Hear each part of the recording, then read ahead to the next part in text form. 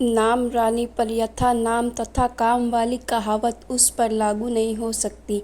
मेरे घर को अगर मिला लिया जाए तो कुल 4 घरों में काम करती है। दिन रात धूप छाँव में काम करते करते साफ रंग भी ताबिया हो गया था उसका और आवाज़ मीठी होते हुए कठोर हो गई थी। वह मैं को हमेशा म्हारी बोलती। मातृभाषा तो लोगों के घर काम करते करते कब कदर किनार कर चुकी।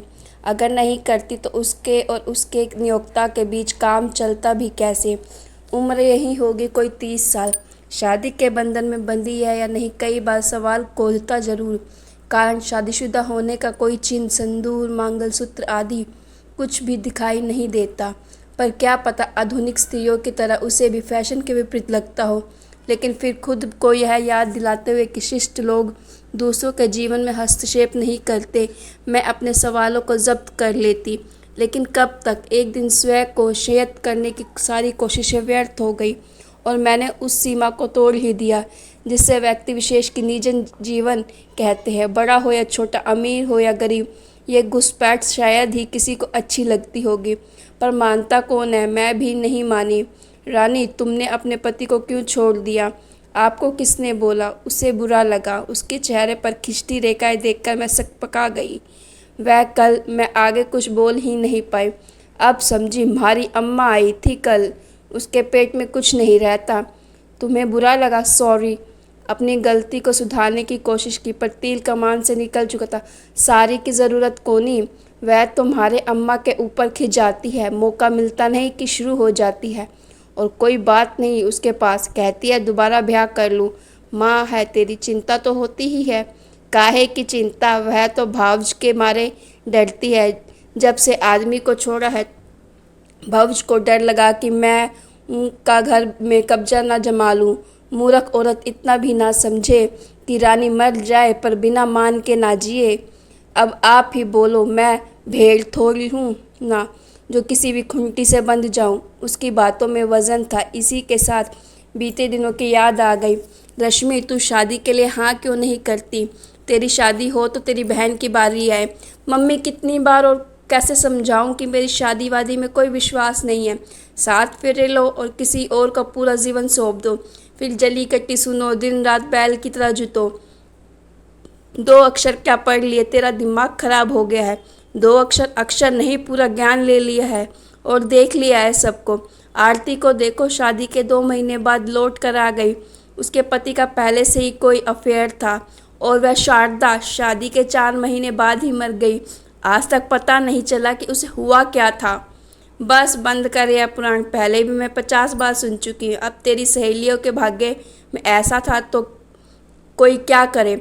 अगर शादी में इतना खोट होता तो सारी दुनिया कुंवारी ना बैठी होती। मम्मी, मुझे अभी तो शादी बिल्कुल नहीं करनी। अगले महीने मेरा प्रमोशन ख़त्म हो रहा है, फिर सोचेंगे। बात आगे ना बढ़ा देने का एक ही हथियार बचा था। चल ठीक है, आजकल तो सभी को दूध देने वाली गाय चाहिए।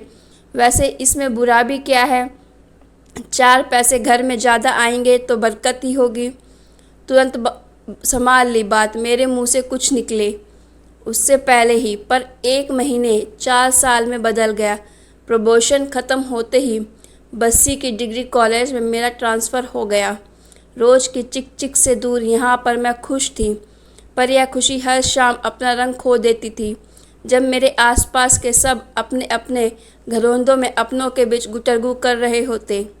मेरे दीवार से पीठ सटाए किताबों से बात करने की कोशिश करती। ओ दीदी, कहाँ खो गई? मेरी तंद्रा भंग हुई। तेरा तलाक तो हुआ नहीं, फिर वापस क्यों नहीं?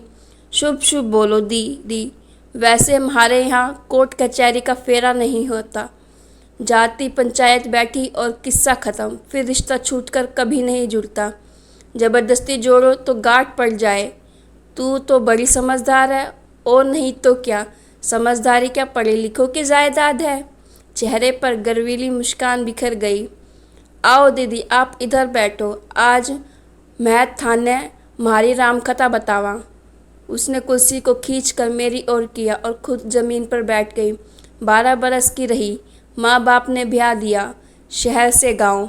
फिर सारा जीवन बदल गया। खेत घर सब संभालती। बैल और मुझ में कोई फ़र्क तो कर ले, पर शिकायत ना थी। आदमी कभी कभी दुलारता भी था। सब ठीक था कि एक बार ऐसी खांसी लगी कि छूटी नहीं। काढ़ा पी पी कर गला जुबान सब कड़वा हो गया। धीरे धीरे कंकाल बन गई। हमारी सुध किसी ने न ली। वह तो भला हो दीनदयाल का। अरे हमारे पड़ोसी बुढ़ा किसी काम से हमारे गांव आया था।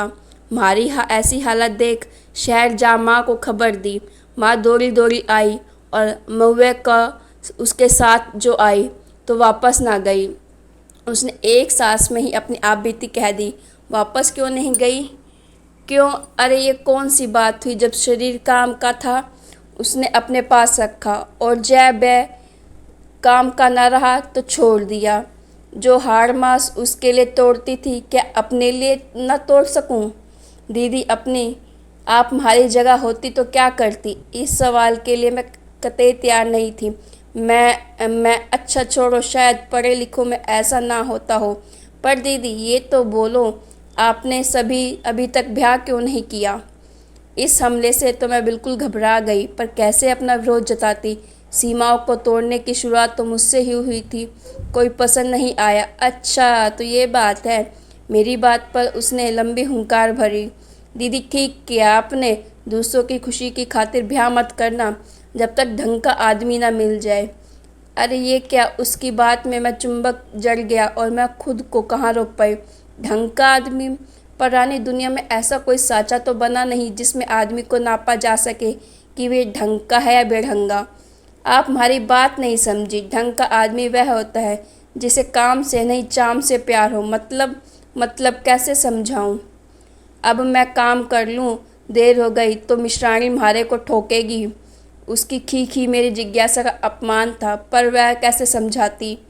दीदी बहुत सारे सवाल ऐसे हुए हैं जिनके जवाब सिर्फ समय के ही पास ही हुए हैं।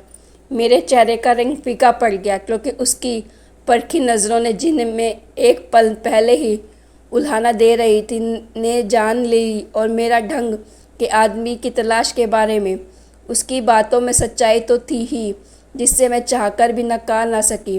जीवन की ऊंची नीची पगडंडियों पर चलते हुए, ठोकर खाकर गिरते हुए और फिर संभल कर उठकर चलने से जीवन में जो अनुभव रूपी ज्ञान आता है वह बरसों मोटी मोटी किताबों के नीचे दबे रहने से नहीं आ सकता। इस उठने गिरने की प्रक्रिया में ज़मीन से लगी जो धूल मिट्टी झड़ जाती है वह उन कड़वे अनुभव का प्रतिरूप है जिसे समय का बहाव उड़ा ले जाता है। ढंग का आदमी, शायद ऐसे ही किसी आदमी की तलाश मुझे भी तो है, पर ऐसे आदमी को चुनने का कोई पैमाना भी तो नहीं है। आदमी भी तो यूं ही ढंग की औरत तलाशते हैं और उसके पैमाने सुंदर, मृदुभाषी, सही गुण, सेवा भावी, गृह कार्य में दक्ष और हाँ अगर कमाती हो तो सोने पे सुहागा। और आदमी? रानी से ज़्यादा अब मुझे इंतज़ार था कि कब मैं उसकी पसंद का साथी मिलेगा। मेरी जिज्ञासा वक्त के साथ ऐसी बढ़ रही थी जैसे अमावस्या के बाद चांद। संयम की सारी पूंजी अब मैंने एकत्रित कर ली थी। मैं दोबारा घुसपैठ करने की गलती दोहराना नहीं चाहती थी, पर रानी के घर में घुसते ही मेरी आंखें एक्सरे मशीन की तरह काम करने लगती, जो उसके भीतर बाहर का सब कुछ पढ़ लेना चाहती थी। कोई मिला ढंग का वाक्य गले में ही अटक जाता। महीने बीत गए और मेरी आस भी टूटने लगी कि एक दिन दीदी आपको। हाँ बोलो बोलो। व्याकुलता को छिपाते हुए तुरंत तराजू लेकर बैठ गई। दीदी म्हारे को थोड़े पैसे उधार चाहिए। धत तेरी की खोदा पहाड़। और मन में खटास सी उभरी। राजू का क्या करूं? दीदी आप पूछोगे नहीं महीने के बीच में म्हारे को कौन सी बात बता कि छुपाना मुश्किल था। म्हारे को कुछ खरीदारी करनी है। 10 दिन बाद म्हारी शादी है। क्या बात कर रही है? दूर जाते जाते जैसे बाजी जीत ली और तुरंत ही तराजू हाथ में ले लिया। एक पल्ला खाली। और बिल्कुल खाली क्यों? उसमें रानी के ढंग के आदमी का खाका जो रखना था और दूसरे पल्ले में मेन फ्रॉम मार्स और वीमेन फ्रॉम वीनस से लेकर वे सारी किताबें जिनमें आदमी को परखने के लिए कुछ साँचे रखे गए थे। दीदी वह मिला तो 4 महीने पहले ही गया था, पर मरा राजी ना हो रहा था। पहले वाक्य ही ऐसा कि रानी का पलड़ा ज़मीन में धंस गया। इसमें नया क्या है? कभी सुना है कि औरत राजी ना हुई हो? इनकार और इकरार करने का सारा अधिकार तो आदमी जन्म के साथ ही लेकर आता है। और औरत नहीं, ऐसा हमेशा नहीं होता। मैं हूँ ना, मैं कब तैयार हुई, पर तुरंत अपनी पीठ थपथपाई। क्यों, तू उसे पसंद नहीं थी? पसंद तो तब होती जब वह म्हारे को नज़र भर देखता। माँ ने उर्वशी का हर रूप धरा, पर मजाल है कि ज़रा सा टस से मस हुआ हो। वह तो क्या, उसकी बात को तुरंत ऐसे पकड़ा कि कहीं बीच में छूट ना जाए। वह तो उसके बच्चों को जब कलेजे से लगा लिया तब जाकर। और ये क्या, तराजू का पलड़ा तो चटक गया। बच्चे हैं उसके, और नहीं तो क्या, 2 लड़कियां। उसने उंगलियों को ऐसे उठाया जैसे विक्ट्री मार्क बना रही हो। दीदी, जब उसने हाँ कर दी तो महाने लगा जैसे जिंदगी की लड़ाई जीत ली। बेवकूफ़ औरत, मैं तो सोच रही थी कि समझदार है, पर ये तो। रानी का चेहरा ऐसे चमक रहा है जैसे गड़ा हुआ खजाना मिल गया हो। अनपढ़ है तभी तो पता है। दीदी कहते हैं कि बच्चे की खातिर दुलार दोबारा शादी नहीं करेगा। क्या पता सौतेली माँ कैसे रखे। मेरी उथल पुथल से अनभिज्ञा में बोलती जा रही थी।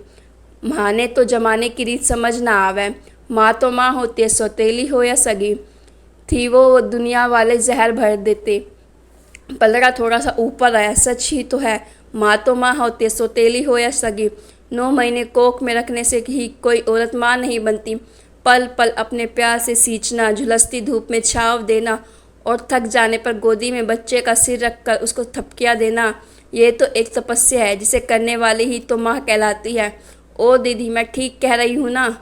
यशोदा ने कन्हैया को कहाँ जन्म दिया था, पर कहलाई तो उसकी माँ ही। पलड़ा थोड़ा और ऊपर हो गया।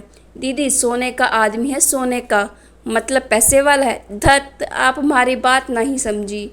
व्यवहार से, गुण से सोने का है। 2 साल पहले उसकी घरवाली को लकवा मार गया। सारा बदन बेकार हो गया। जीती जागती लाश की सेवा करता रहा। माँ बाप भी परेशान हो जाए, पर वह ना हुआ। टट्टी पेशाब सब खुद करवाता। बोलो, कोई करेगा इस कलयुग में? कलयुग छोड़ा, सतयुग त्रेता में भी कोई मर्द ने ना किया होगा। 8 महीने हो गए ख़त्म हुए उसकी घरवाली को। आगे मैं और कुछ सुन नहीं पाई। उसका पलड़ा अचानक इतना भारी हो गया कि मैं तराजू को संभाल नहीं पाई।